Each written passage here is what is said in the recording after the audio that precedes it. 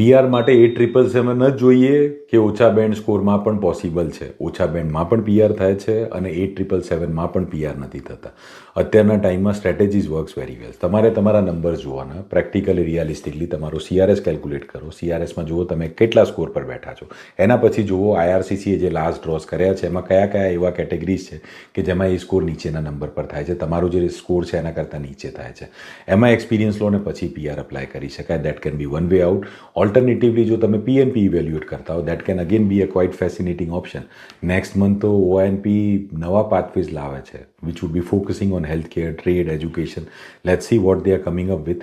But express કે PNP multiple pathways હોય છે. આ દરેક વખતે એવું જરૂરી નથી કે 8777 હોય તો જ PR થાય. અને જો પ્રોફાઇલ ઘણી સારી હોય તમારી, Canadian experience, foreign experience, bachelors, diploma કે માસ્ટર્સ કંઈ બી કર્યું હોય, દેન ઇન દેટ કેસ થોડીક મહેનત કરીને 1 મહિનામાં PR મળતું હોય તો 8777 બી કરી લે.